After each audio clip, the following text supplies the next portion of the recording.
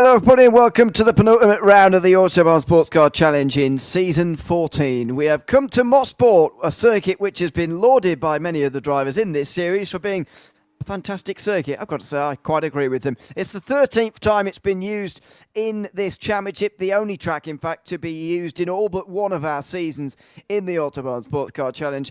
And it comes at a pivotal point in the season as well. 3 of our main championships have been clinched already. Pat Pelchat, our GTP champion, which we kind of already expected. In LMP2, Coty Cunningham kind of surprising us a few weeks ago by clinching the title, but we always thought it was certainly going his way. And Ross Booth has clinched the title in GTD as well. Again, not too much of a surprise. We've got a fascinating GTD AM Championship, though, to have a look at, and also the Teams Championship as well to get our calculators out for. So we're very much looking forward to it. Myself, Ewan, Delirium, James Parfitt with you again for this 13th round. It's good to be back, James, after a week off for St. Patrick's Day, which is why we weren't there last week, by the way. We're normally every other week, but we had an extra week off last time around.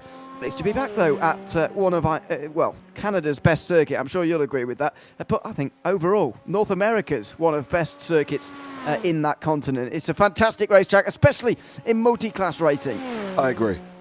You're right. I do agree. I don't like Montreal, to be plainly honest.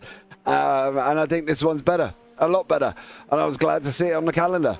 I do love Mosport. I love it to drive. I love it to watch because the racing's always epic.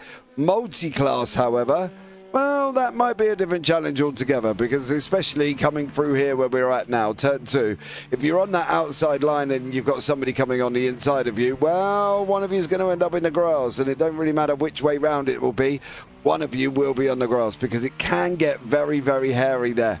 So they've got to be a little bit careful of that. Coming down through into the moss, uphill braking, hard on the brakes, again, keep it into the inside. If they're going to try and go up a GT3, sit and wait until you get here, because this Mario Andretti straight just allows you to go roaring past without any problems.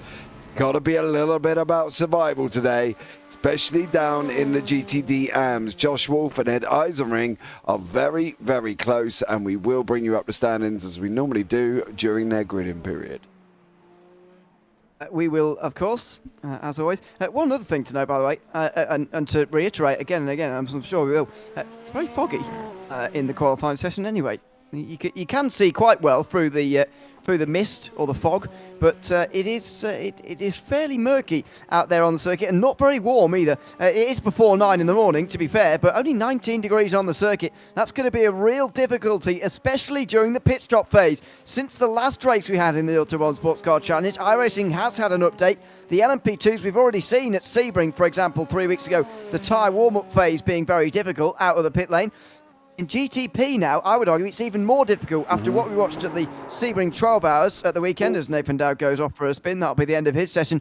Not sure how much you saw of it, James, but the GTP warm-up phase now for these tyres is exceptionally difficult. Yeah, I did. I've seen the update, and I've seen them go live. I can't remember what I was doing. I was commentating the other day, and literally LMP2s were struggling like hell to try and get their tyres warmed up.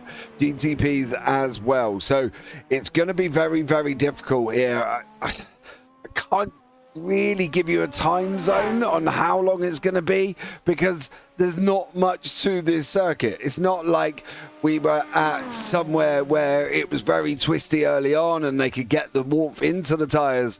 This isn't like that. This is a little bit more drawn out, a little bit more looping. You know, there's no sudden real pull-ins apart from turn 4. So I'm interested to see how they're going to handle this and whether or not they're going to, which way round this is going to go.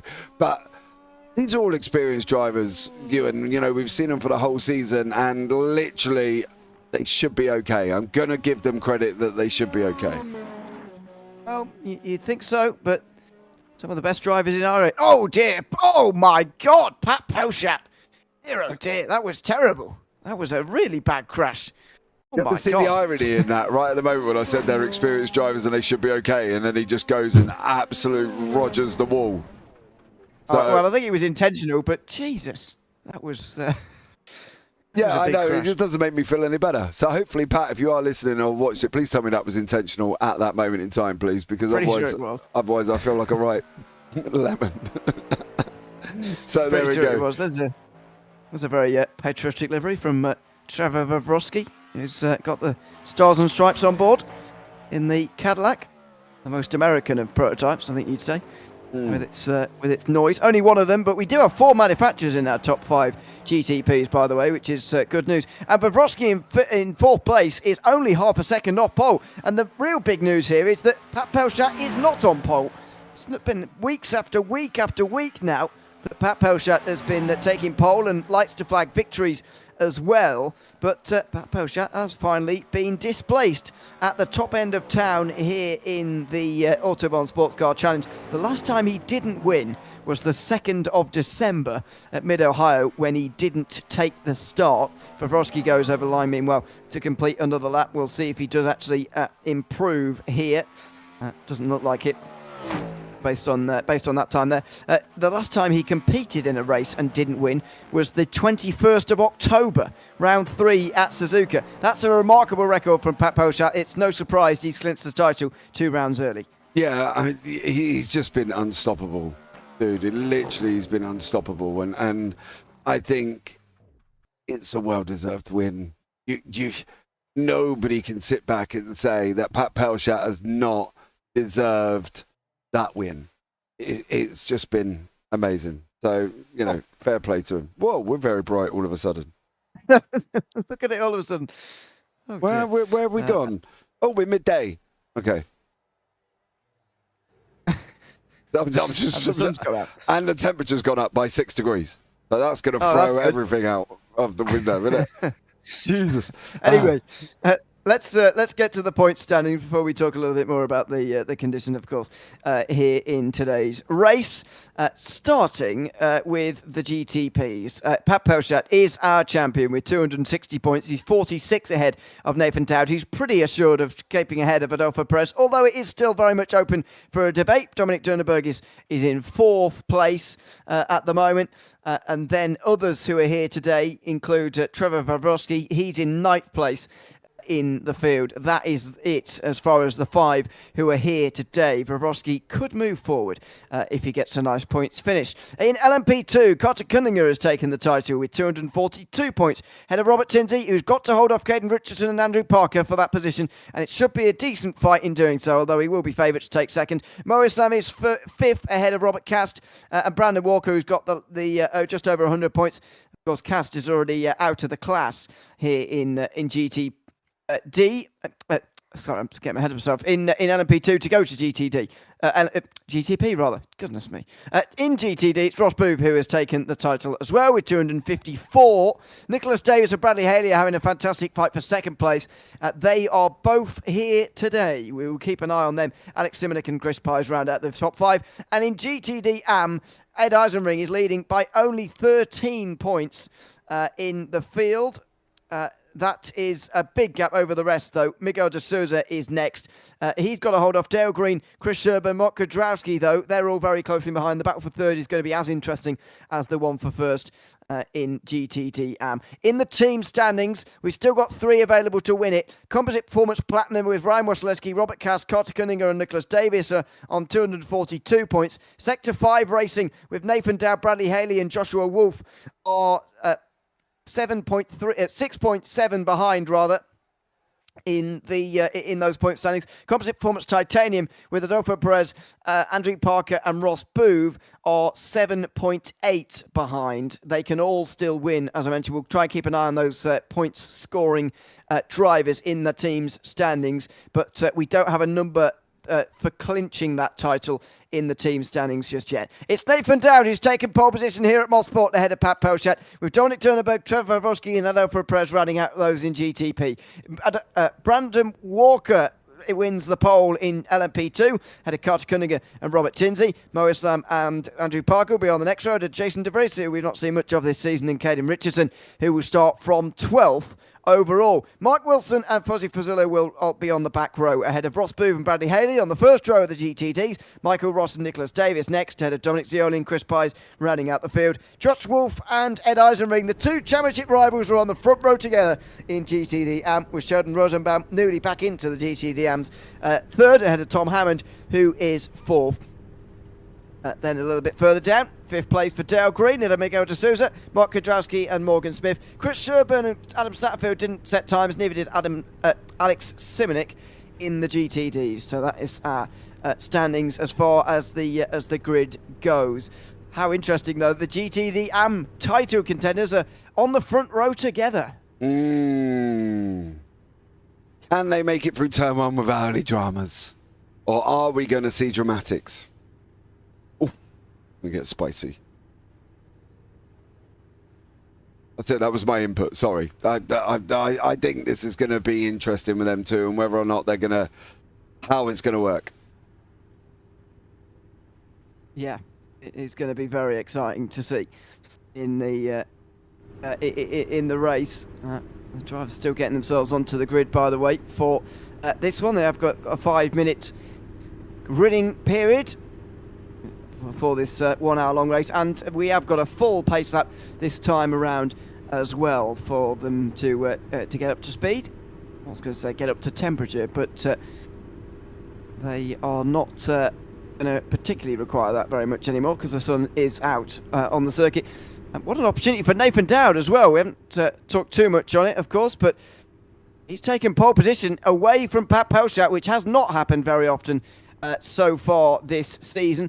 In fact, in the last 5 rounds in a row, 5 out of the last 6, I should say, he has taken pole in. That's a pretty remarkable record for Pelchat that has now come to an end at least that no, it was 6 out of the last 6, apologies. That's a remarkable record that's come to an end for Pat Pelchat, unfortunately, and Dowd's got a real great opportunity to take advantage of that. Yeah, my fear is how long can Nathan Dowd hold it? That's the problem. Pat is just so good, dude. Like, he's scarily good. That's the thing. I'm not saying Nathan Dowd and the rest of the GTPs and the LMP2 and everybody else in here are not good.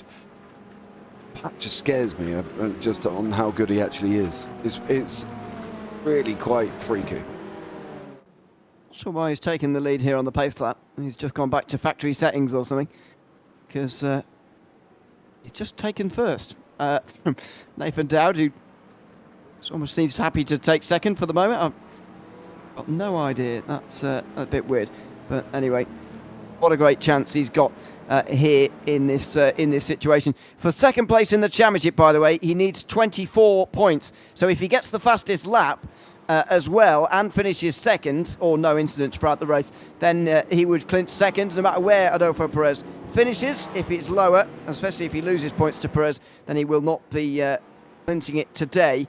Durnenberg is 30 points behind Perez as well here, by the way, and so he will want to try and gain some points. Everybody will be thinking about their championship situation going into this final round, which is coming up in 2 weeks' time, by the way. That's going to be a big feature of this race here today in all 4 of our classes, but especially GTD AM at the very back of the field. Yeah, I think this is going to be one of these races where they're going to be sat back thinking, right, I've got to survive this. And they can all celebrate the fact that they've got this far. You know, we've seen the regulars that have turned up every week. We've seen a lot more people come in and out. You know, I've got 61 drivers on my driving list that's been here over the season. So I'm really, fair play to them for surviving. And I just want to see what Nathan Dowd does. Can he finally take this away from Pat Pelchat? It would be cool to see, considering the run that Pat Pelchat is on. Since October, every round he's done has been a victory. Nathan Dowd has only won once. That was when Pat Pelchat wasn't here. What a performance and what a day it would be for him if he could take this victory at Mosport. The penultimate round of the Autobahn Sportscar Challenge gets underway, and Dowd was not waiting around. In the background, there's already a crash. And the LMP2s, there's already an accident, I'm afraid, for the LMP2 contenders. Get to that in a moment. It's the 11 car of Andrew Parker who's off the road down there. It's Meanwhile side by side for the lead. Nathan Dowd versus Pat Pelchat, and immediately Pelchat takes the lead.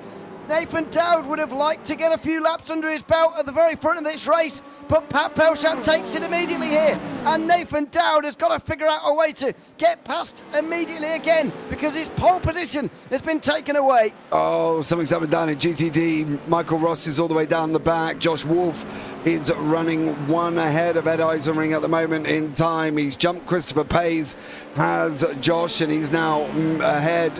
So, but it was big dramatics going on at the start line. There was a green flag. It was Jason DeFries and Andrew Parker somehow caused dramas for themselves. Yeah, DeFries had returned to pit lane. He's had a snap. He had a snap of oversteer. His engine cover and rear wing is gone. He disappears, he disappears completely from the face of the earth. And then, of course, Parker gets called in as well. This is his teammate, Caden Richardson, who has a bit of a slide, saves it initially. Oh, great save, actually, from keeping it out the wall. But he did go off the road, at least. Oh, no, he went around again at the very end of it. This is in the GTD class. This is the start for them. And a good start from Ross Booth. Not a good one for Michael Ross, who goes for a big slide in front of the field, but slides to the outside of the corner and isn't collected by anybody there. Remember what I said, don't be on the outside for turn 2, and Miguel de Sosa has done something. Oh, dude, where are you going? That's way too ridey curved there. No. Oh. Hold, stay. So there we go. But I remember I said, how long can Dowd hold it for? 2 corners. Yeah, not very long, unfortunately, for Nathan Dowd. He'll be frustrated with that. The pace he showed in qualifying would suggest he could stay right with Pat Pelchat, but that's not happening at the moment. At the end of lap number 2, Pelchat is leading by some distance, considering we're only at the end of the second lap. In LMP2, Brandon Walker has held on to the race lead, and a car to Cunningham. We'll be wondering what he could have done this season if he'd have challenged like this all season long. And indeed been at the races, to be fair. Brandon Walker has not been at many rounds this season. Unfortunately, from Spa, which was round 4, all the way to Belle Isle, he was missing in action, unfortunately. So the 5 rounds, I think 6 rounds that is actually, that he missed throughout the middle of the season. But he's showing that when he is hit, he certainly does have something to contend. Meanwhile, Ed Eisenring's jumping up and down the timing screen because he's having a few connection problems right now. He is still running in 3rd, though. He is at the moment, yes, for Ed Eisenring. But if he keeps flickering around, don't forget got the whole new disconnect flag. I did see it in action the other day. Poor somebody, I was on him. Next, he was in pit lane. I was like, oh. And apparently he got the disconnect flag that bounces him straight back into pit lane. So Ed Eisenring does have to be careful. One of the things I am going to say, guys, just really quickly, if you are watching this back and you notice your livery is right, I am aware of it. We cannot get liveries to load. I haven't been able to get them to load for the last 3 broadcasts. Trading Paints is not working and IR Psychic cannot load the livery. So if you are watching it back, please don't message me and say, James, my livery was wrong. We are aware and I am aware, but I'm giving you the warning now. Yeah, it's choice of technology, really. Yeah, it looks like Tom Hammond might have a regular livery there, doesn't it? Or does it? I don't know. Mate, I did a race earlier. They were all in default liveries. Oh, no. That sounds like a nightmare. Meanwhile, Kudrowski under a bit of pressure from Green in towards the fast end of the lap, but no. Well, that's quite wide from Kudrowski. He's brought it back again though, and he'll be okay. It's actually the biggest class GTD, by the way. 10 drivers in the category. Oh, who was in that Lambo? Sorry, Morgan Smith. Smith, yeah. Careful, son. Yeah. Did you see the wiggle? No, because I was looking at the timing screen. Jesus Christ, he wiggled out of the last corner like he was twerking in a nightclub. It was absolutely horrendous. Steady on there, Morgan. You don't want to be doing that one, mate. You stay off that last corner, especially out the curb and out towards the grass. Dominic Dorenberg, as you say, is in a default livery. I can't really, as I said, I can't help that. We've got Trevor Vavoski chasing him down, coming into turn 2. Now, the focus battle we said was Josh Wolf, and down in the GTD AMS, he is ahead of Ed Eisenring at the moment by about 1.81 of a second, so we'll keep an eye on that one. We will try and keep an eye on all the battles going on right now, because especially because GTPs are about to come through on these GTDMs in the not too distant future. It's not a very long circuit, and so there will be overtakes happening quite often of these GT cars. There's one of them, De Souza, but that's because he's got quite a lot of damage. and he was delayed, obviously, earlier on. No pit stops yet in GTD, so there's nobody really delayed, but Andrew Parker's had quite a delay in LMP2. Jason De Vries is out, so they have already fallen by the wayside, unfortunately, in a bit of a fragmented LMP2 field. There is Pelchat, though, in the lead of this race, and he's got 1 second. He'll be hoping to hold that over the course of the GT traffic for the first time. Yeah, watch this. This is where it starts freaking me out now, because although I've seen Pelchat do this for 13 rounds already, and I know how good he is at doing this, but boy, oh boy, does this scare the living daylights out of me when he starts weaving through. He should clear quite a lot going up through Mario Andretti, but it's how he's going to get it when he's up into the S's. Where is he going to play on that long line? You see on the track map, they're running up the straight now, top right-hand corner, right next to the JPB logo. The red dot is Pelchat. Just watch this on board. I do this every week because I find this so amazing on how he manages to weave through. Would have been another occasion there as you were complimenting him as he crashed it into an at GTD there. That would have been very amusing. Meanwhile, Dominic Durnenberg seems to have gone off the road, at least according to that graphic there on the top left. And he's lost a place now to Vavrovsky, and he's got it back again. I don't know what they're doing, but Dominic Durnenberg was off the circuit. And now he's side by side, still is, with Trevor Vavrovsky here through the middle of the traffic. This is where the battling is in GTP. And Durnenberg has got his place back again. So it can't have been too much of an off-track moment. But he's got away with it, even if it was. And Trevor Vavrovsky wasn't able to find his way through. These are the dangers of traffic when you're the leading car. If you get caught up in the wrong way, you can get attacked very easily into these braking zones. And there you go again. This time it's Vavrovsky who's attacked by Adolfo Perez. Yeah, we talk about this every single time we watch these, and we turn around and say to them, the guy in who's doing the chasing is in a very difficult position because he knows he's got to go through at the same point. And at the moment, I thought they were going to split that GTD side by side there. That would have been absolutely crazy. Round that goes Vavrovsky. Oh, blimey, dude, give the Porsche a little bit of a breather. He literally cut straight in front of him again. Dominic Durnenberg is trying to escape up the road. And he is now a couple of GTDs ahead. How's Vavrovsky going to handle this round the outside of one? You're going to have to come on the inside of the other. God, dude, this traffic is freaky. But the thing is, once they get past this lap, and then probably the next run through, after that's probably going to be every lap. It depends how spread apart the GT field gets, but around a circuit like this, it could be quite constant. The battle for the lead in LMP2 is ramped right up because of traffic as well, by the way. Brandon Walker has not really ever got away from Carter Cunningham, but he's certainly got onto the back of him now. And don't forget, these guys haven't even negotiated any GT traffic just yet. Well, not really anyway. They've gone past D'Souza, and that's all that it's taken for Cunningham to get right onto the back now of the race leader. Yeah, Cunningham's there. We know what he can do. He's already taken the championship, as we already know. So for Carter now, he's just got to again try and stay within this remit of Brandon Walker. If he can stay with him. The problem for Walker is he started flashing halfway up the straight. Now, whether or not that was just to say, hi, Mum, I'm on TV, because he was nowhere near a GTD at the time he started flashing. So I'm just wondering if he's giving prior warning, I guess. I'm not really sure. But Cunningham again's in that spot where he's got to go through with him if he can. But in hindsight, that was lucky. In hindsight, though, he doesn't really have to force anything. He can, just chill, Carter Cunningham. He's already taken the championship. So relax, man. Have a good one. Well, he's in another way, he's got nothing to lose now, so he can, absolutely go for it. Out of, team's championship, I suppose, which he is very much involved in. Meanwhile, down in towards Moss Corner.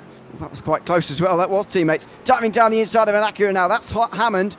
And now Ed Eisenring, who is in third place. He's just split the difference between those two LMP2s. Walker's done a good job there through GTD and traffic, certainly. Meanwhile, is that Kudrowski, is that Christopher Pies, maybe, in the Mustang? Might even be Michael Ross. It is Ross, excuse me, in the Mustang, who's trying to get through on some of these AMs. There he goes on the outside now of Tom Hammond. This is a bit of a nightmare for the LMP2s trying to come through. Where are they going to go here? in the outside. Robert Tinsey looking for his way past, and he's got to make sure he's been seen by Hammond. He has done. Now he's to the inside through that final corner, and he'll have to stay there because Moisam's coming through as well. All getting very tight, but well negotiated by everybody again. Yeah, Chris Sherborne there was so nice in that Acura.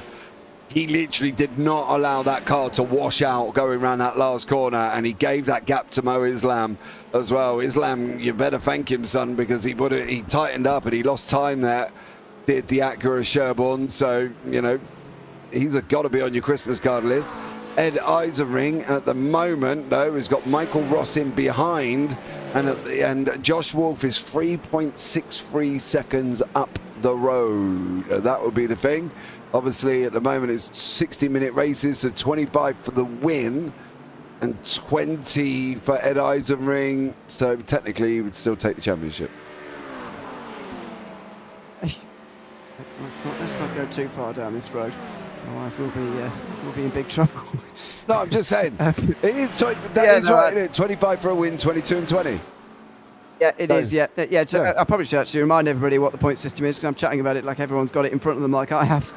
25 for a win, as you say. Second place, 22. Then 20, 18, 16, 14, 12, 10, and then it goes all the way down to 17th. Although there's no class that big. 1 point per position down at the very back end of the field. That should only affect GTD AMS if it comes to it for those top contenders. Ed Eisenring has actually got quite a lot of pressure early on here in this race. You can see it just in the background there. Tom Hammond right on the back of him. Kudrowski's right there as well. Then it's green, and the prototype traffic's not quite done with yet, and Hammond's slipping through here on the inside. The championship leader having a difficult day now, and Ed Eisenring's going to be taken by 2 cars now. Kudrowski on the inside has got through, and Ed Eisenring is down to 5th place with his closest rival leading the race. Yeah, and at the moment, I will say one thing for him. If he keeps blinking between him and Kudrowski, they're going to cause some problems. They've got to be a little bit careful. Tom Hammond's been off, apparently, the side of the circuit. There he is, after making the overtake that's going up into Moss. Oh, bro, he's cooked it too hard going in. Kudrowski's going to get back to pit lane very, very shortly, because that's a good few times that he's been blinking around at the moment. But that was Tom Hammond off after doing all the hard work. Do you know the interesting thing? I think by my memory, now don't get me wrong, I'm old, might not always work. We've still got situations in GTP and LMP2 15 minutes in, which we haven't had for quite a while. Because normally they spread out, don't they? Yeah. I think maybe less so in LMP2. I think we've seen more LMP2 than GTP this season. But yeah, I think certainly GTP, that is true. For the last few weeks anyway. I mean, Sebring, we had almost nothing to say about GTP. It was very uniform from the start, unfortunately.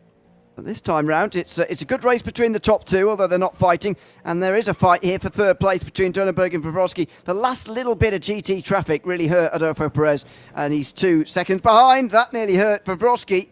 He went a bit wide through turn 1, up over the gravel, and there goes Donnerberg, very close to going off the road. That was super close to find himself in the grass. Yeah, he nearly did the same thing for Dominic Donnerberg. Unfortunately, he nearly ended up going off the side of the circuit at the same time. So he's got to be a little bit careful. Let's watch him back, looking back from Donnerberg's car, back facing that big gruffing caddy, as we're on board with the BMW here as well for Dominic Dorenberg. So still great action taking place in GTPs. That's good to see. LMP2, Carter Cunningham still chasing down Brandon Walker. Can't quite get close enough. Dominic Zioli, further down, of course, in the order. He's down in the GTD Pros. In that Corvette is having a go at Nick Davis. Oh, hold on a second. What's happened to Ed Eisenring? Because he is, well, I thought he was just a normal loss of position in a normal way, but it clearly wasn't, because he's down to 8th place now. Started 2nd, don't forget. Dale Green might have something to do with it, down the inside. Ed Eisenring on the outside. Well, that looks okay for now. Hammond then, Tom Hammond, coming through on the outside. He just gets Eisenring lets him through. He doesn't have one crash. He loses 5 places. Oh, and there you go. That's the last one. Smith hits him, and there's the flash of the lights from Eisenring. You can understand why. There as well goes through Chris Sherburn. Eisenring down to 8th place. Yeah, we're going to have a look at this position. Can't really see much when we go on up in the air, but Ed Isering there clearly has an issue. Going through the left-hander of turn 9, coming through 10, and then unfortunately gets a big old wiggle on in the Lamborghini. Oh, bro. Oh, he straightens him up, so that was nice. Well, yeah, I'm sure he would rather not have been hit in the first place, but... yes, he's eighth. Yeah, he is 8th now, and he will lose the championship. Well, he'll lose the lead as it stands, yep. Sheldon Rosenbaum, by the way, is right on the back of Joshua Wolf, so it might not be over yet in the battle for the lead in the championship there. Discussion about drop points in a few moments as well in that regard. But Josh Wolf is under pressure from Sheldon Rosenbaum, who has moved around the classes a little bit this season, has gone from GT back to GTP, and now he's come back again. Now he's putting pressure on what could be the soon championship leader for the lead of this race. Yeah, Josh Wolf doing a great job. But as you say, Sheldon's been up and down. He's tried the GTPs. He's been down to the GTDs. I think he's even been in LMP2, isn't he? Or is not? That's the only one he ain't touched. No, that's the only one he ain't been in. So Sheldon clearly there. But I do wonder whether or not he's going to be in now and realise who he's got in front of him and may get that attitude of, I don't really want to get involved. Or he may just send it. Or Wolf may have just gone and taken the championship because Ed Isering has just had a drama in that Porsche that is not looking comfortable at this moment in time. No, he is not looking comfortable at all. There's a half spin, and he's still 8th. His drop week, by the way, is an 11th place finish, so he can't take a worse drop week here, Ed Isering. He's got nothing to fall back on as things stand, and Josh Wolf is currently racing his way into the championship lead. He got the point for pole position, so technically he's 12 behind now. I'm not sure if he holds the fastest lap or not. No, he doesn't for the moment, so that's not going to go his way, but he would gain 15 as things stand, to give him a 3-point championship lead heading into the next race. Although, having said that, he might even get the 0 incident points if he carries on this way. We'll see how that goes. Meanwhile, Sheldon Rosenbaum in the slipstream. This is one of the best cars in a straight line versus one of the worst. At the moment, Sheldon Rosenbaum's in one of the worst cars in a straight line, so he's going to find this quite difficult to get through. But Wolf is still forced on the defensive here, in towards the final few corners, and Sheldon Rosenbaum cannot get through on Wolf this time around. He could find this quite difficult. Dude. Again. Same corner. Practically, by the looks of it, the same thing. Wow. And Miguel de Sousa went through on him as well. So Ed Isering is now dead last in GTD and... Wow. What a nightmare for Isering. That's another point lost. As he sees another few race past him here. Nicholas Davis just behind him, Dominic Zioli. Oh, that's a big one over the curb and into the wall. Nicholas Davis into the wall in a big way in the GTD class. He's trying to hold on from Bradley Haley for second in the championship. He's going to lose it as things stand because he's gone in the wall hard at Moss Corner. Yeah, hit the curb. That was it. Took the grip away from the rears and he had nothing. Unfortunately for Nick Davis, he's now down in 5th in class behind Chris Pays and Dominic Zioli. Alex Simonik is out, but we've still got this battle. Rosenbaum has passed Wolf. So Wolf sitting in 2nd, so that would still put the gap at 15, because obviously Isering's gone down 1 as well. It would, yep. Thank you. just redoing the maths, yeah. I don't know how that can be possible, actually. But well, he's gone down a position and Isering's gone down a position. Oh, no, it'll be 14 now. I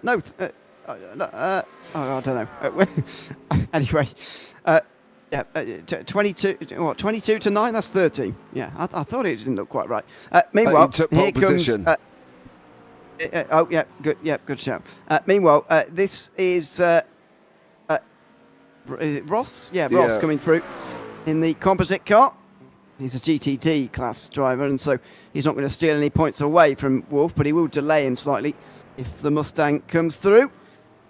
So Wolf will try and avoid this, I think, trying to avoid letting the Mustang through if he at all can, but might be a little bit difficult. So they now come on the back straight.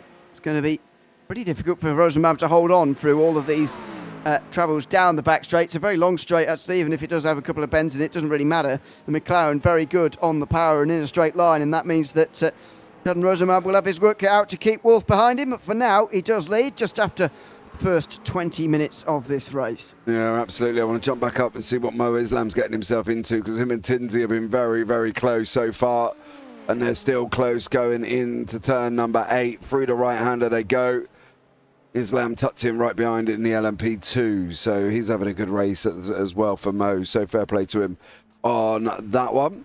He has had a bit of a roller coaster season, if I seem to remember correctly, for Mo Islam. A little bit, I suppose. I think a couple of days, there are certainly a couple of days where he would have felt that a real good result that he deserved has gone by the wayside. He's not finished, although he has been missing at a couple of races. He's not finished outside the top 5 this year since Christmas. I think that's a pretty impressive result in a quite big class. It's worth reiterating in LMP2. One of the bigger classes, LMP2 and GTD Am have been very, very big actually this season. Ooh, and so finishing in the top 5 is no mean feat. That was quite close into Moss Corner. Could have been worse, but the highlight, no doubt, for Mo Islam was winning at Montreal. The only win he's had so far this season. Doesn't look like he's going to be able to replicate that here today, but he might be back on the podium as he gets into the slipstream of Robert Tinsey right now. The man second place in the championship and trying to hang on from Richardson, and at the moment would be doing so with the gap he's got. Just hold on to third place as well as they embark on a new round of GT traffic. Yeah, it's going to come thick and fast now. We did say it would be basically every lap after about lap 13 that they were going at it. Mark Wilson and Fozzie Vazillo are also having a nice little ding-dong further back. They're scrapping it out in the LMP2s. GTDs have settled down a little bit. They're normally the class that produces most of the action, but at the moment they're a little bit more spread out than they normally would be. I think it's more overall situation with Josh Wolf in the mix at the moment. Michael Ross, Sheldon Rosenbaum and Nick Davis. Them three are close together, but again, it's cross classes. And once more, the GTPs coming through on the LMP2s. I think that's for the first time, isn't it? Oh, there's Miguel de Souza coming through. And off the... Oh, he's bouncing across the curb on the inside there. Through turn 3. He's been off the road again as de Souza. This could give Ed Eisenring another point, by the way. Those of you following that closely. Here comes the replay. Looks like he's got a lot of understeer in that car after losing the front end. He went through the grass and then he stayed on the inside here to try and let these prototypes through. And have a look at this. Hey. Very nearly bounced himself straight onto the circuit, straight into other people. But thankfully, they got away with that one. Yeah, he did. The LMP2 battle settled down a little bit due to the GTP traffic coming through. Robert Tinsey, however, has still got Mo Islam tucked up behind him. It'll be interesting to see how Islam handles this traffic now, because he knows he's got to go with him. And he does get through on that Mustang. Quite close, though. Was that Kudrowski, I think? He was just coming through on there. In the, yeah, it was. In the Mustang. So, it's a pit stop for Nicholas Davis, and he is out of the race after making that pit stop because he smashed the wall at Moss Corner. Ed Eisenring has not been into the pit lane yet. He's just a very long way from the back end of this field. Unfortunately for him, he's very much relying on Josh Wolf second and not any higher up. In terms of race points at the moment, he would gain 13, would Wolf. Pole position. Ed Eisenring, go on. 14, pole position. Yeah, I'm just doing the race points first, and then we can have the pole position later. Oh, okay. Sorry. I'll shut up. I was just impressed I was doing maths at 2 o'clock in the morning, so, give me credit. Islam's in pit lane. Sorry? I missed that last bit. Don't worry. Mo Islam comes into pit lane. Was you being rude, Mr. O'Leary? No, not at all. He will kick things off in LMP2. This is the battle for the lead, by the way, in GTD Am, or it's with the leader, rather. It's Michael Ross trying to get through on the leader, and there's a squash there. That's Pat Pelchat on the outside line. Still holds a 2-second lead over Nathan Dowd, by the way, but he very nearly was forced off the track there in this battle for 17th overall. Yeah, this Mustang up here as well. It should eat this Porsche for breakfast, dinner, and lunch with the power that it's got. It's one of the fastest cars against one of the slowest cars. So he should be able to, he can't tuck in. He's lost the draft there, unfortunately, but he should still be able to get him. Is he going to run side by side going into turn 8? I think he's going to try, I believe, unless he's got traffic in and around him. No. Rosenbaum opened up the inside there. You can see Ross takes that inside line. There was an all in my ear. Why was there an all in my ear? Because I was convinced Sheldon Rosenbaum was going off there. I didn't think he'd done enough to stay actually off the grass on the outside. And if you get the grass off there, you could be quite quickly in the wall at very high speed. I thought that Rosenbaum was going to do exactly that, but no, he held it on the road quite nicely. These two have been in a race-long battle so far, by the way. Nearly half an hour gone, and Carter Cunningham has very little amount of laps this season, or this race so far, been more than a second away from Brandon Walker, who goes a bit wide there. Cunningham's not too close, and so won't be able to come through, but Walker just gave up a little bit of space there, and very nearly lost the lead to Carter Cunningham. Yeah, but Cunningham, did you see his entry into that one? He was wide as well.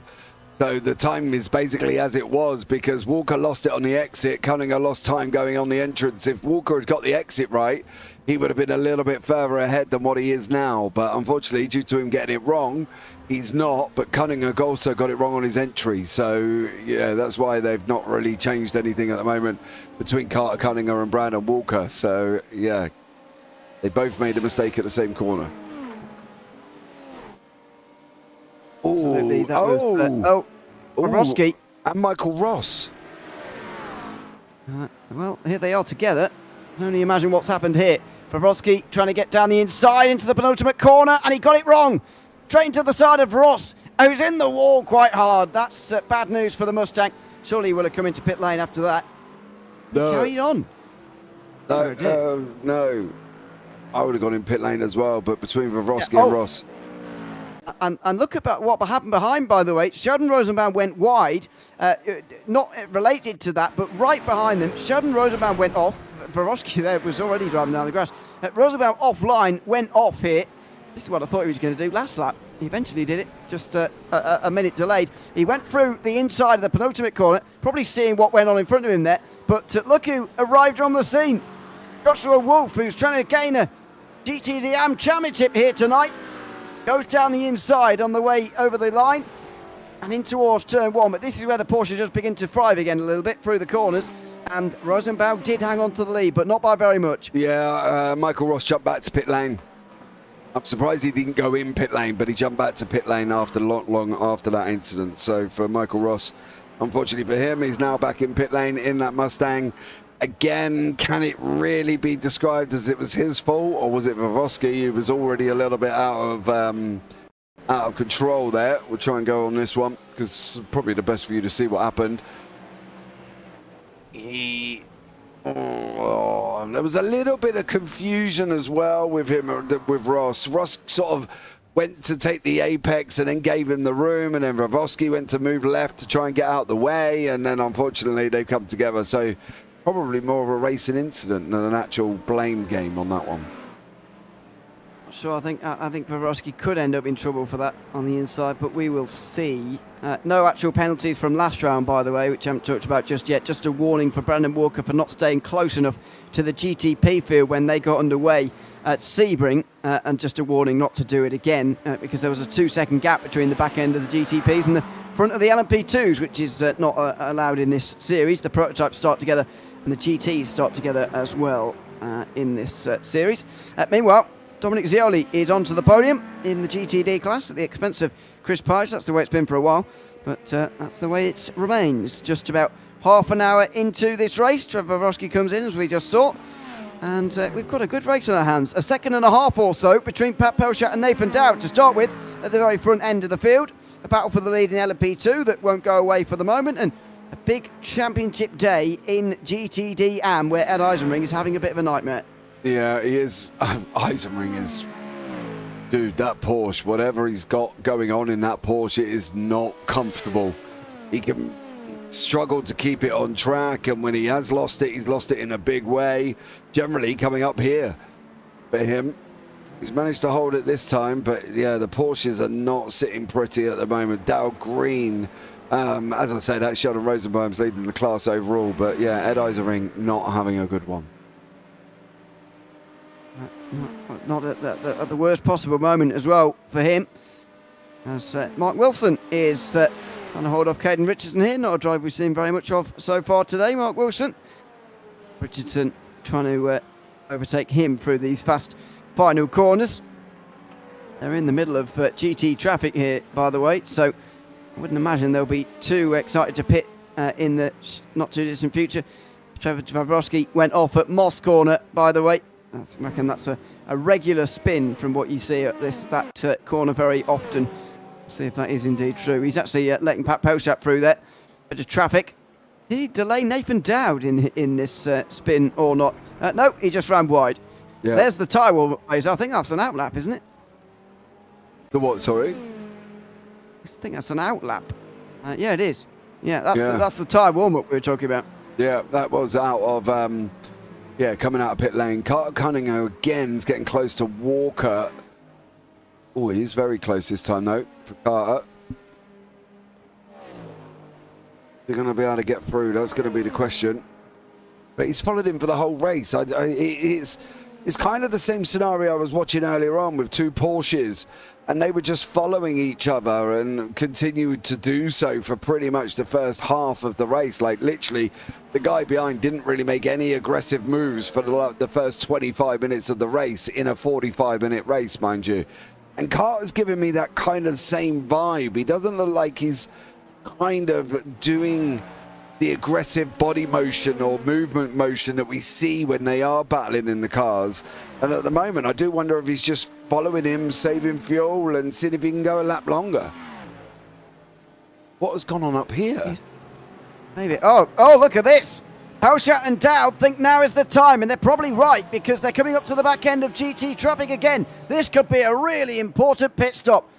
If either of them can get a little bit shorter than the other, then they will get a big advantage going out the pit lane and onto the circuit again into some nice clean air because the GTs will all be past them. Down with a bit of a difficulty spotting his pit box, which is going to halt him slightly. He's going to need a short pit stop compared to Poshat here, who was leading and has led the entire race so far. There's Sternberg in the background. He won't be a feature for this race win. It's going to be between Poshat and Dowd, who are on pit lane, still getting fuel here. Neither of them going up on the jacks. They know what the tyre warm-up's like. There goes Poshat, and he's got an advantage over Dowd, but it's not that much bigger than what it was before the pit stops. Yeah, it doesn't look like it's changed much from when they've come in, to be blatantly honest, but they're in, and that is it. Job done for the GTPs. They are going to should be able to go to the end now.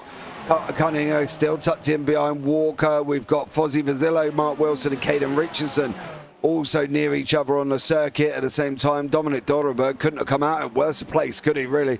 Stuck behind three LMP2s that he's now got to try and get past. Robert Tinsley's just gone off through Moss corner, by the way, but I don't think that was anything major other than a short off-track moment. Joshua Wolf is in the GTD Anfield.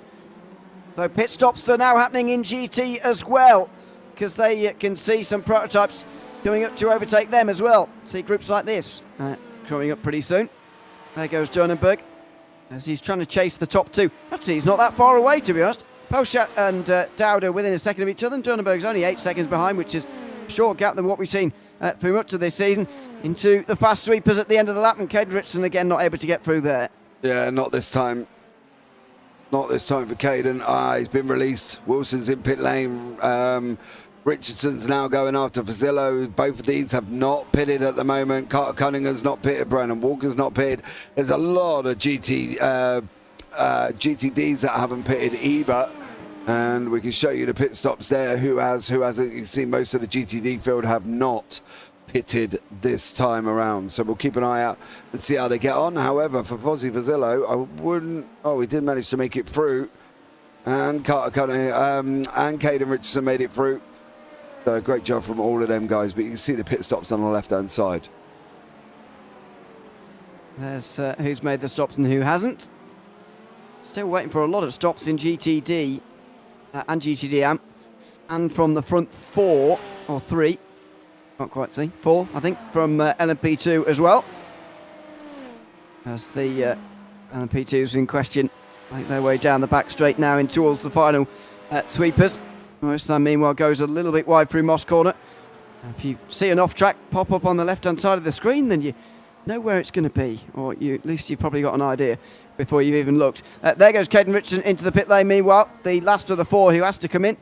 And so he will be dropping down the field very quickly now, you would imagine. There goes Perez out of the pit lane, by the way. He's still fourth, but he is losing points to Dominic Durnenberg at the moment. And so that battle for third in the championship may well continue on, although Durnenberg is still quite a long way off coming into this round. Yeah, he is at the moment. But for Dominic Durnenberg, it's just going to be a battle of kind of, try and get as many points as possibly can. He is, 30 points back from Perez, and well, that's not even possible, is it? So it's for him to try and get as close to Perez as he can. Perez is fourth behind Dorenberg. So at the moment, for Dorenberg, he's only going to gain 2 points over Perez. Yeah, it's not going to be enough to keep it alive, unfortunately for him. Carter Cunningham is in a lap earlier than Brandon Walker, which is interesting. So the battle for the lead in LMP2 may well get strategic, unlike the one in GTP, where they came in together, the two leaders. The two leaders in LMP2 going out at different times, and Carter Cunningham now making his way back out onto the circuit again, behind Fozzie Fazillo. Not that far behind. Oh, is he going to be directly behind Mo Islam, maybe? No, that can't be possible, can it? No, that isn't possible. He's behind a different LMP2. Yeah, he is, and he's just going to get himself up to speed now. So we'll see when Brandon Walker decides to come in. You'd imagine he'll respond on this lap, I would have thought. And he does come into pit lane now. This is the race in LMP2 now. Yeah, it's where Carter Cunningham is going to be. Cunningham is coming into Moss at the moment. He's got to bury the next couple of sections to try and get close. It's a 40... Well, he had 48 seconds. I don't think Walker's quite going to take that long. But at the moment, that is a pretty awful camera from them. Let's try and get a little bit closer to Brandon Walker. And we'll see. He's up on the jacks. I am surprised about that. I won't want to be doing that. Well, if Cunningham did it as well, then it won't be a problem. And I reckon he might have done, considering the first couple of corners that I saw from Cunningham. We can't mark him against Fazillo anymore because Fazillo came into pit lane. Now then, Walker needs to absolutely be in front of Cunningham initially because he needs to try and hold him back on those colder tyres. But Cunningham's going to come through very quickly here on the racetrack. Just a second already. And Walker can't spend too long getting these tyres up to temperature. Otherwise, Cunningham's going to come straight through here. The gap goes to less than a second immediately now as Carter Cunningham closes in. The championship winner from this season. Looking to cap it off with another couple of race wins. And he's going to the inside off of turn 3. Carter Cunningham's played this beautifully. He's down the inside and he's through. Brandon Walker may have been minded to keep the same tyres on there because Carter Cunningham was getting the undercut and Walker is struggling to get these tyres up to temperature. Yeah, but that's why I was so shocked that he took tyres. I was shocked that he did take tyres. I thought he would have been in a better position not to. But he did, and then he just got eaten alive by Cunningham, who just absolutely caught up with him coming out of pit lane, and that was it. Cunningham was on his bike. Through he went. Wow. I'm not sure that was the best move from Brandon Walker. I think if there's any look back, if they're still over 80, 85%, 90%, I think he's made a mistake.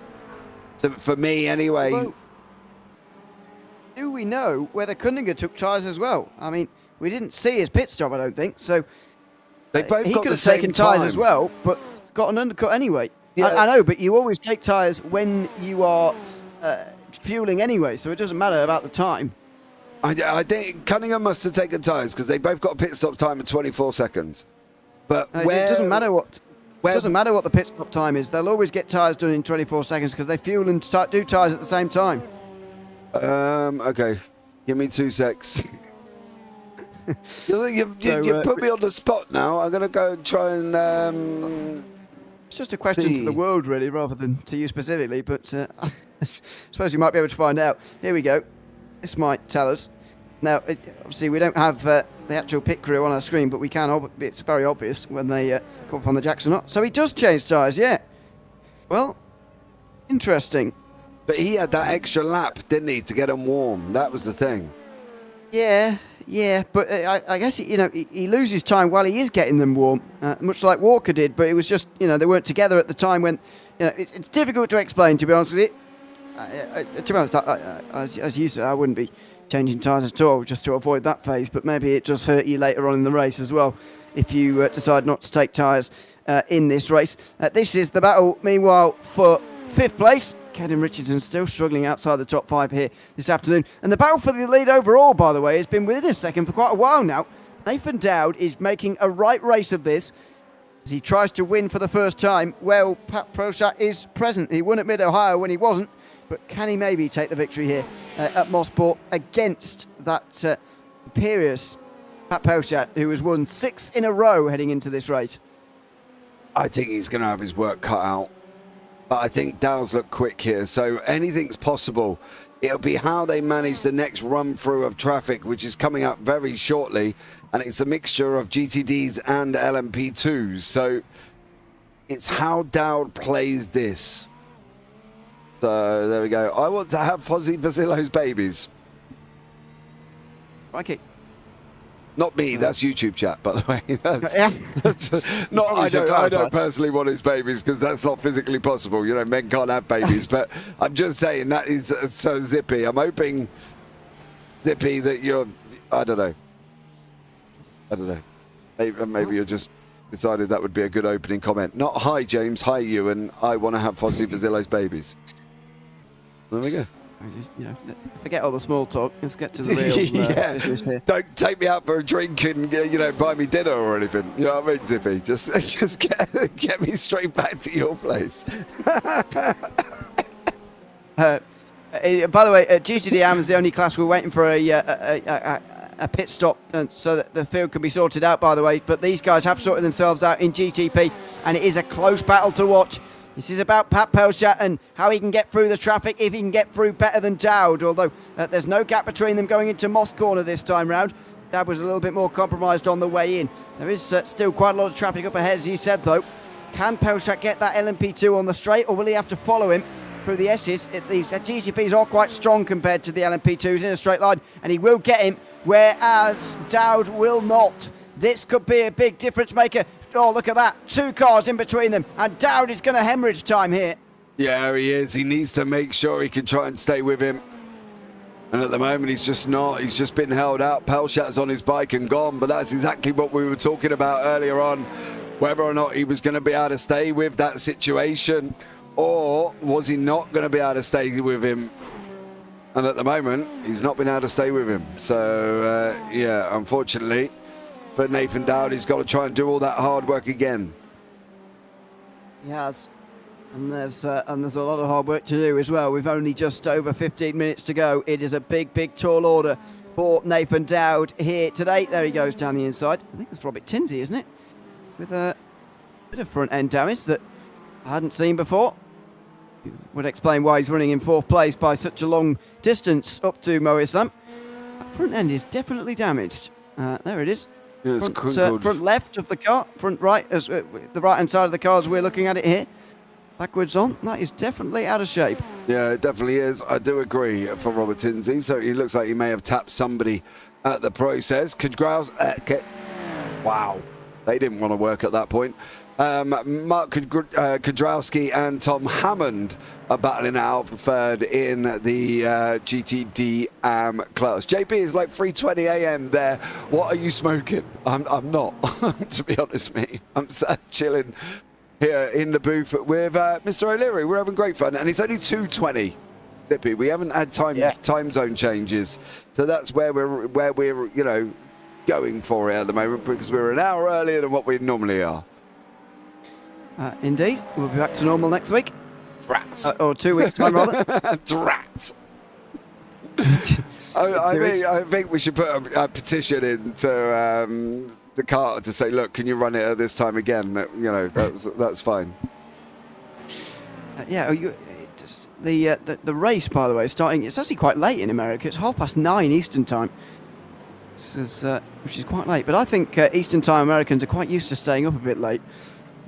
Start times of things are generally quite late in my experience for Eastern time Americans. because obviously the country's so massive, and the West Coastans, if you can call them that, are 3 hours behind the East Coastans. Must be a word for that. Anyway, it's a very big place. In towards the final few corners. That was a big dive from Caden Richardson. Still trying to get past Fozzie Fazillo and still not able to. There's Adolfo Perez as well, and the Porsche trying to come through.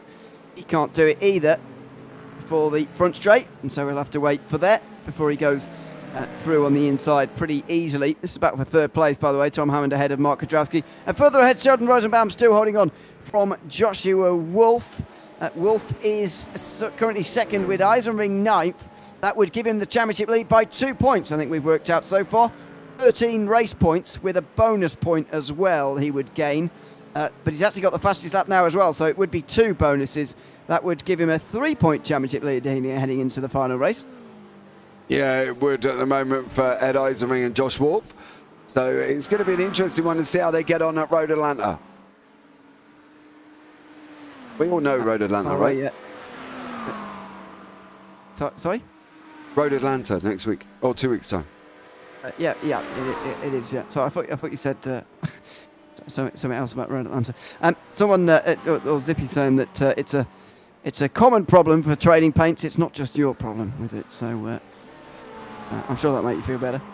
If there are some paints not loaded quite properly. Here comes Joshua Wolf, meanwhile, after a slight mistake from Sheldon Rosenbaum. Wolf is trying to pounce on it. He can't quite do it, though, in towards turn number 1 there, and has to back out. Still 13 minutes to go. Yeah, 13 minutes left, and at the moment, Wolf needs to consolidate this position. He can't do anything crazy. Zippy there as well. Do me a solid and have a lamb doner kebab, all the lettuce except hot peppers, but with mint sauce. Random. No, why? I don't know. Why would I do that? I don't even think I can get a lamb doner kebab at this time in the morning, mate. I live in a town with more sheep than human beings. Okay, let's not forget that. I forgot where you lived. You definitely couldn't, actually. No, I can't. To drive somewhere. I'd have to drive for about 45 minutes. Yeah, I'd have to drive for 45 minutes just to be able to even find a kebab house that's open at this time of the night, to be blatantly honest, mate. I live in the back of beyond, dude. Back of beyond. It's free car battle for second in GTD at the moment as well as the battle here for the lead in GTD AM. It's a lot going on at the moment in this race, and this is Bradley Haley just ahead of Dominic Zioli and Christopher Pyers. Now with Nicholas Davis out the race, Bradley Haley is going to take second place right now in that championship. The GTD championship was only 1 point behind at the start of the day. Davis will score 14 points. That's equivalent to a 6th place finish. So even if Haley finishes down in the bottom end of this group, he will still gain points on Nicholas Davis, which he'll be very pleased about, I would imagine. Through the that also technically means it's not really a drop week for Davis because he is 6th right now. Out of Moss Corner they come. 11.5 minutes to go for these guys, and there's plenty of traffic coming up as well that I'm sure they won't be pleased to see. Although Dunneberg probably even less pleased to see a row of GT cars. He will get most of them on the straight though. Yeah, he will. And that's the thing, he's just going to go, he should be able to get all of them, I think, for Dominic Dorenberg, and he does, straight through, no dramas whatsoever, but pays Zioli and Haley. Haley, again, is now in a position where he just needs to consolidate his points. And he is golden in conjunction with the GTD Championship, and he should pull quite a lot of points back on Nick Davis, but effectively, Haley's 2nd, Davis is 4th. Not 4th, sorry, 6th. Haley 22, 14, 8 points, maybe. I'll take your word for that. I'm not. I'm focusing on GTD AM at the moment, trying to get it right, and. Well, even that might not be successful, to be honest, because the gap is still so close between Rosenbaum and Wolf, although they are still nose to tail in the same positions they were before. There's a couple of LMP2s not far behind them. There's a couple of LMP2s coming through on these guys as well, or one of them anyway.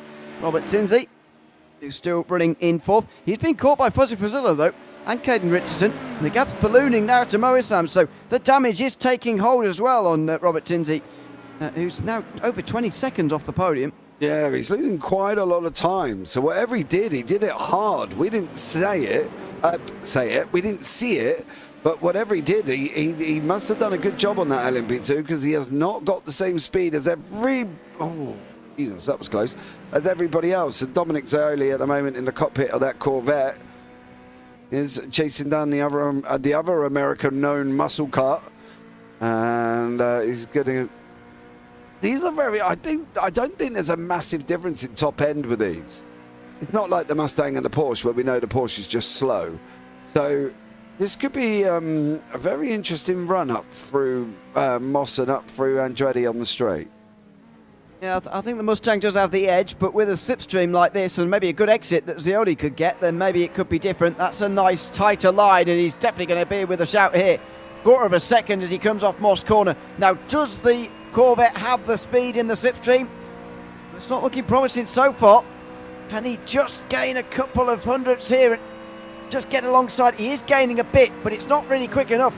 And now towards the back end, maybe the Corvette's got a chance. He's got to use that grip round the outside here. Oh, it could be spectacular from Dominic Zioli if he can make this work. He's on the inside for the next part. If he does brake late enough, he slides. Oh, there's a bit of contact. And Zioli gets second place. He goes a bit wide though. Haley's still nearly alongside him. Can't do it. And now Chris Page is going to try and come through. There's a whole host of LMP2s in behind them as well. As down the inside again.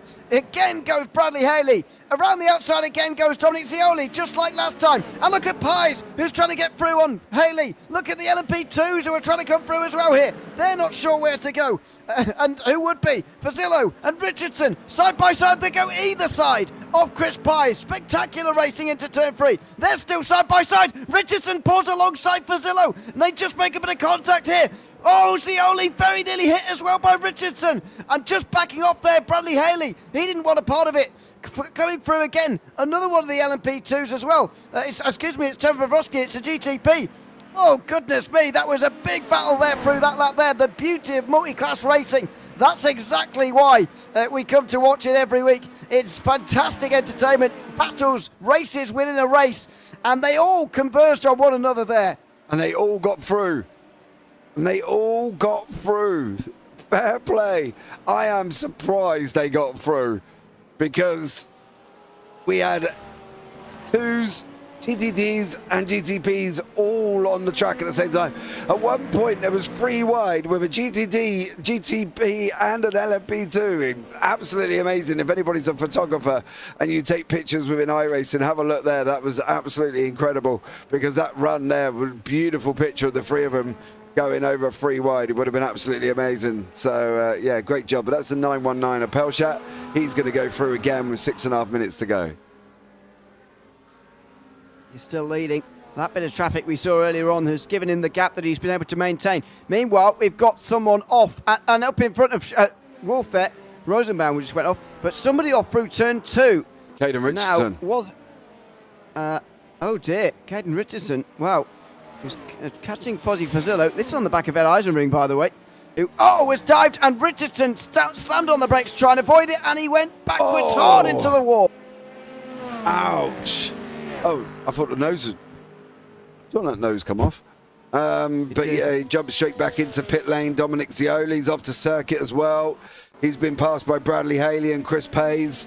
So props to the vet, says Zippy, but unfortunately, yeah, not props to him now. Frustration for Zioli. Did the hard work, ran the outside. It was a very good move actually at the third last corner, but went wide there. Morgan Smith's been off for a long time, by the way, in GTD AM.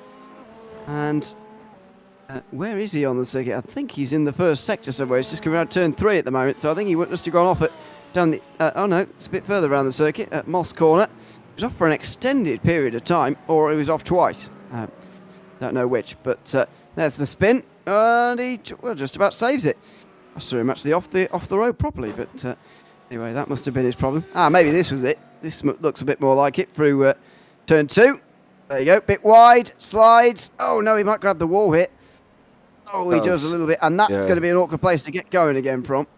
Yeah, because he's got to kind of try and do a 3-point turn, which is not the most easiest thing to be doing here, especially with the amount of room. He might have been better going left behind the exit wall and spinning it round in that big bit of grass, but he managed it and he got going. Might have towed him if he went back there. Oh yeah, because the limits. Possibly. Yeah. You might be right. But fair play to him for not doing what I've just told him to go and do. Don't do that. I don't know if that would have happened or not, but I've not tested the bounds of this circuit quite as much, and I doubt anybody has, to decide where you get towed from and where you wouldn't. But normally when you do flip over the barriers, you're pretty quickly towed off the racetrack. In fact, I was doing a race at Daytona the last week.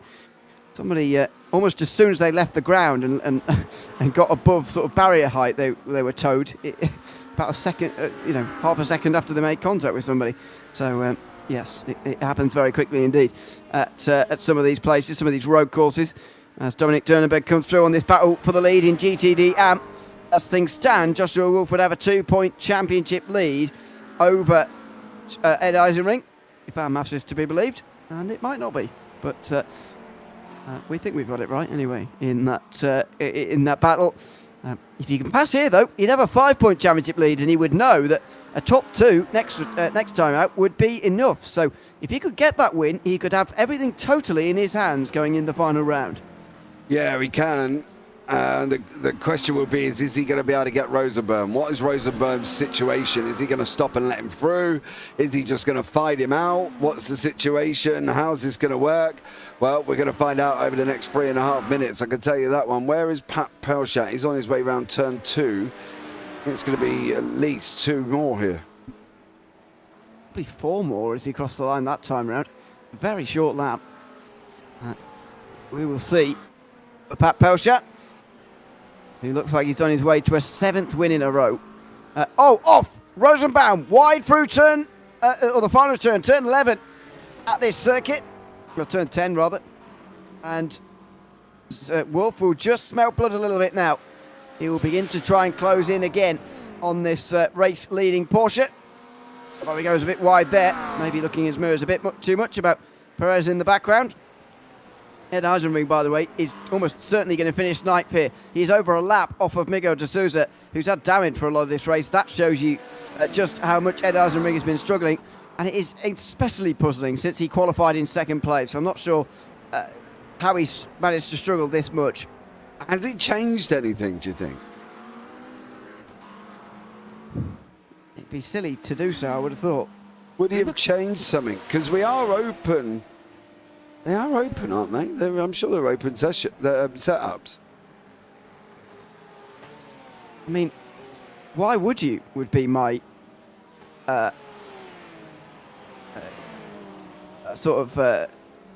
question, No, if you like. They are open, but I wonder if he has made a change.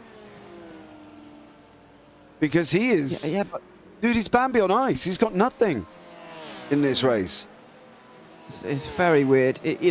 Some people may point to a Porsche thing because this car certainly wouldn't be the one I would have around here. But Ross Booth's winning the race. Is that Mo Islam off on the outside, by the way? Turn 3. Yeah, it is. Mo Islam's got off there from 3rd place at turn 2, just in front of Ed Eisenring there.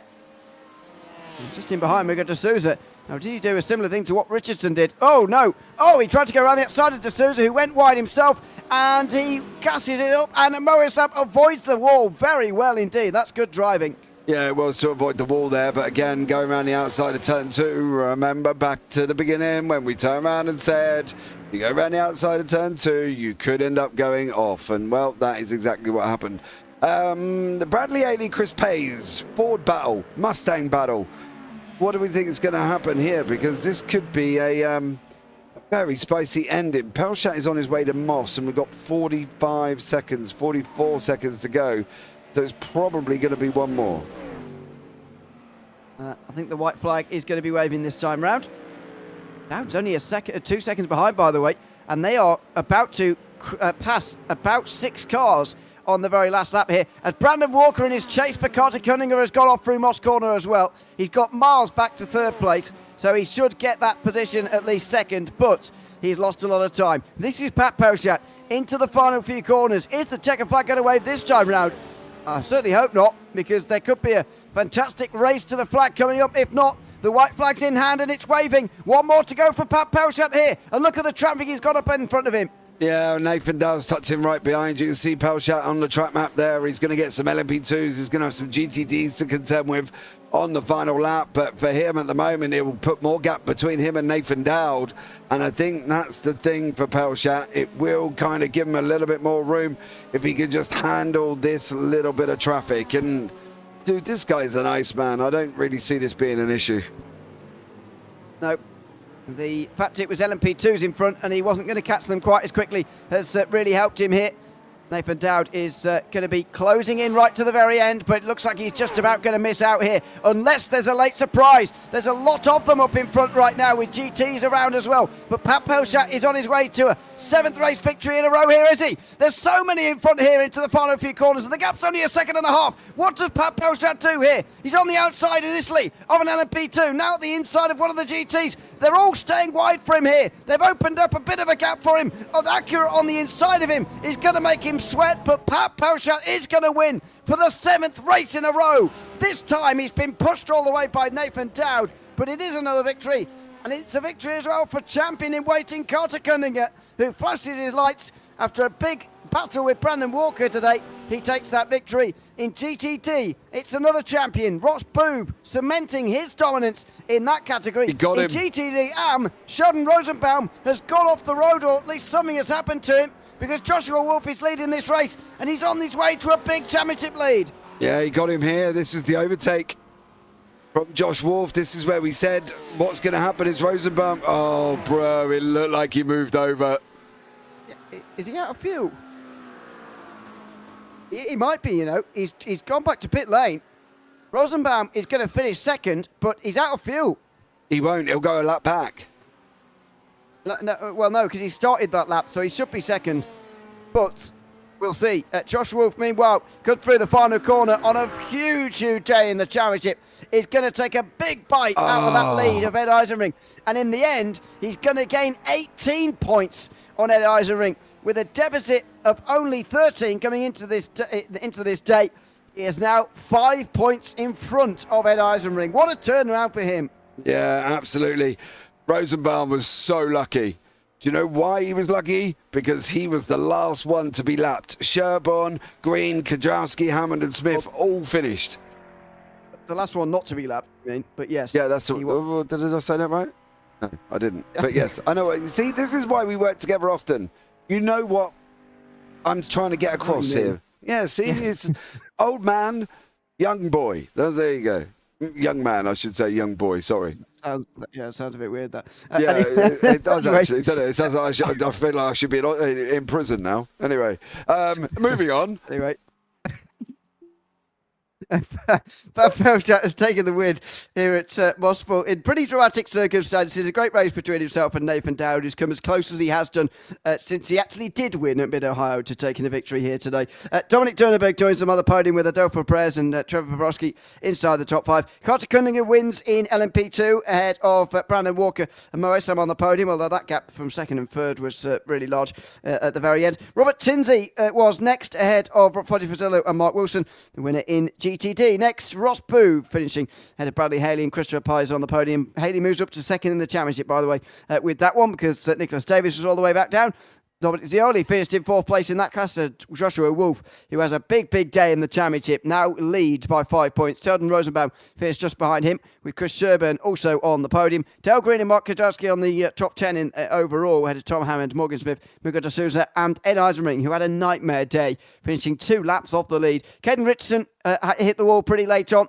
Andrew Parker also retired in LMP2. Michael Ross, Nicholas Davis and Alex Simonik all retired in LMP2, GTD as well, rather. Jason DeVries retired after lap 1. Adam Satterfield never took the start of this race. Got something just really quickly that's come to point out here. Look at the people that are out. Caden Richardson, Parker, Ross, Davis. Where are they in the team championships? That's going to be the question. Davis is out. He was in the Composite Performance Platinum team that was leading as well. Composite Performance Titanium was Parker. He's out. And Carbon was Richardson. So that could jiggle up the team standings going into next week with Sector 5, having all drivers, Dowd, Haley and Wolf all finishing. Yeah, very, very good point. I will add that Carbon are the only team not involved. So Caden Richardson and Michael Ross's retirement, less important, but Parker and Davis is absolutely very important for the team's charity, especially because Joshua Wolf won for Sector 5 Racing. Bradley Haley came second for Sector 5, and Nathan Dow came second. That's a big day for Sector 5. You are right to point that one out for the team's championship. Let's have a chat now to the winning drivers here tonight, starting with Pat Pelchat, who has taken another overall victory, 7th in a row. Congratulations, Pat. You had to properly work for that one tonight. Yeah, I did. I had to. Yeah, this new tire model is something, man. Really, Nathan was on pace, and I think I caught him off guard at the start. But yeah, pace was there, but not the usual gap I really wanted to have.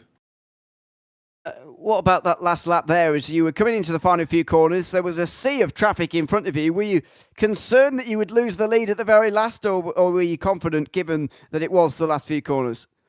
Well, it was the last few corners. I don't think I would have lost the lead there. I would have positioned my car when Nathan was quite a far back still, so I just had to get that through cleanly. But if there was like 2 more laps, I think it would have been a bit more of an issue. But I can't deny I got scared a little bit. Yeah, certainly. I'm not surprised. Is there anyone you'd like to give a shout out to before we let you go here this evening?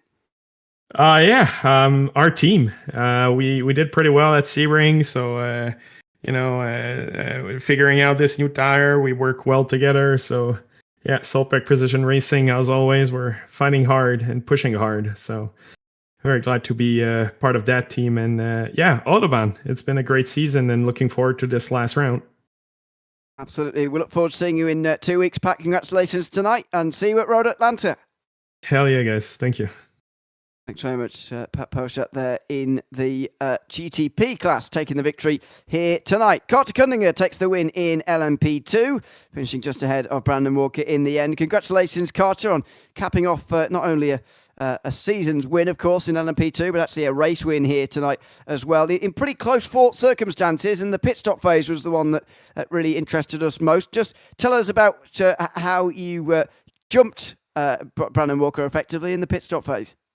Yeah, no, that was a great race. Me and Brandon, I knew it was going to be close, and I kept it close the entire first stint there. And I thought I was able to save enough fuel to try and go the extra, but I guess he also was able to go the extra. So I just decided, you know what, I'm gonna dip in early. Typically, the undercut doesn't work, just because that first lap out, you're gonna be super off pace because of the cold tires, but. Really, I just kind of focused on making sure that, I understood I wouldn't have my full grip, right? And I still need to hit my apexes. I still needed to drive it to the best of my ability. And, I think that's what it really came down to, just kind of maximizing that first lap on cold tires. And, I saw Brandon come out, and I think he missed a couple apexes, and yeah, he missed the turn 3 apex. And that's kind of what allowed me to dive down the inside and just kind of pull away, and then had some luck with traffic too there at the beginning of that second stint there. It feels like the new tyre model has caught everyone off guard a little bit in these last few weeks. In GTP, we got a much closer race than we have done in the past. Arguably in LMP2, we've got a closer race here today than we've had in last few weeks as well. Do you think the tyre model is playing a role in any of that at all, or is that a coincidence in the way that these races have gone? Yeah, I think the tyre model definitely. With them in general, just kind of slowing the cars down and making it so that, at least from an LMP2 side, it's not, you don't really get much of a benefit of pushing the car to its limit, right? If you kind of ease into the tire, it seems like the tire likes that a lot more, which when you do something like that, I think it's going to make racing a lot better.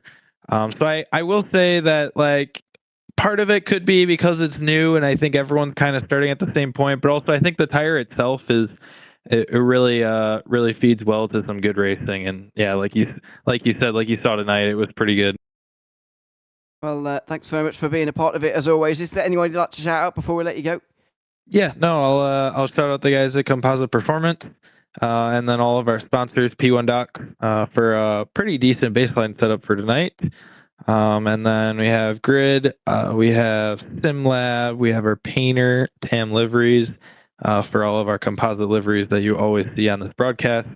There's always a couple of them. And then you guys, of course, for the broadcast itself. Thanks very much. Congratulations on the win tonight, Carter, and we'll see you again in a couple of weeks' time. Yeah, cheers, guys. Thanks very much, Carter Cunningham. That the victory for LMP2 here today. Ross Booth wins in the GTD class here tonight as well, and we can chat to him now. Congratulations, Ross, on another victory in GTD. Pretty comfortable by the looks of things around here. I think it was you singing the praises of this circuit before the race as well. Just tell us how you feeling driving around here tonight. Well, I think it goes without saying this is the best track in North America. For Agreed. sure. We agree. For sure. Okay, good. Yeah, this is my home track here, Mosport. Absolutely love this place. I've done so many laps here. It's I don't even have to think about it anymore. I can imagine, to be honest. If you enjoy it and it's a home circuit, I can certainly imagine. Just how are these last few weeks going to be for you, considering you've been in such a comfortable position in the individual championship, and you've been third place for a couple of weeks now in the teams championship as a team now as well. How have you been motivating yourself, and how much practicing have you been doing, I guess, for these final rounds of the championship with not too much on the line? Well, you always want to show up and put your best foot forward, and that's how I think every time I load up into these races. So always want to do that. I set a good example for my teammates to hopefully do the same, and most importantly, want to come out and put on a good show for the broadcast and for the fans. So. Well, congratulations on the win here tonight, Ross, again. Is there anyone you'd like to shout out before we let you go? Yeah, just big shout out as always to Composite Performance. Doing a great job as always, and let's keep going. One more race to go. Absolutely. We'll see you there at Road Atlanta. Congratulations tonight, and see you in 2 weeks. Thank you. Thanks very much, Ross Booth, the winner in GTD. Hasn't not won, by the way, in a race he started anyway since the start of January. He's been pretty dominant. A much more open class, I've got to say, has been GTD Am this season, and Joshua Wolf has taken the victory in the class here tonight. Congratulations, Joshua. What must be a huge day for you? Congratulations on the win, first of all, but how are you feeling to have taken such a big step forward in the championship, and now the championship lead as well, going into the final race of the season? Thank you. Yeah, I definitely needed this. I spent some time the last day or so working on the setup. I like running around here. And it didn't really take much to get the setup tuned in. Actually happened to grab a Sebring setup from the last round and make some changes to that, and wanted to come out here and try and fight for the pole, and then be able to at least fight with Ed to try and make the championship battle closer going into the last round. And it looks like Ed ran into some trouble, so that's definitely going to help out and make it a pretty good fight this last race. Yeah, you had a pretty miserable day, and so that means I think by our maths you'll be leading the championship by 5 points going into the final round.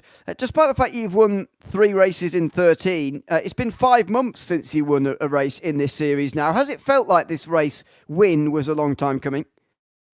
Yeah, I know work and life has made it a little bit busy for me, so I've been able to put in the time that I've needed to actually be able to do well. But I knew that I needed to step that up for these last 2 rounds and try and make it closer between me and Ed. So, yeah, it's definitely been a long time coming. I've had some pretty fast cars and just a lot of bad luck, especially at the beginning of races. Congratulations on the win tonight, Joshua. Is there anyone you'd like to shout out before we let you go? Just thank Sector 5 guys for letting me run with them, and for you guys for putting on a great broadcast. Right, well, thanks for coming to chat to us again, and we'll see you in a couple of weeks' time. Yep, see you guys.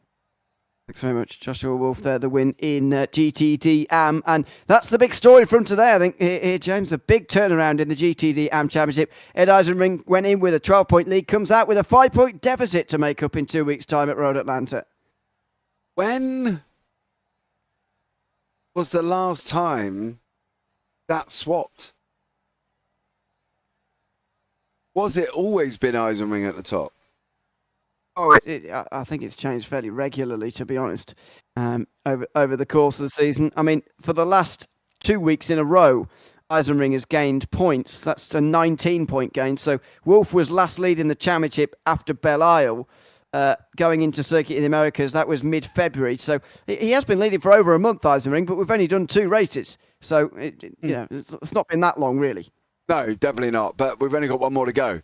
By our maths, mind you, you've got 2 Englishmen doing maths at nearly 3 a.m.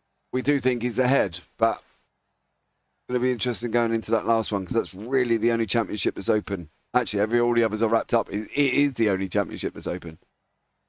Yeah, other than the teams, of course, as well, which we'll have our calculators on fire for in the final round of the season in 2 weeks' time. So we look forward to that.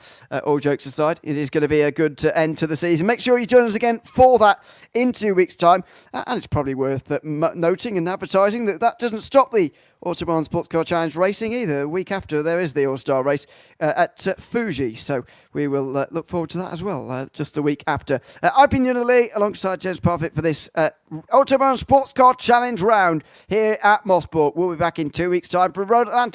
Very much hope you can join us then. But for now, from all of us here at Canadian Time Motorsports Park, it's goodbye for now.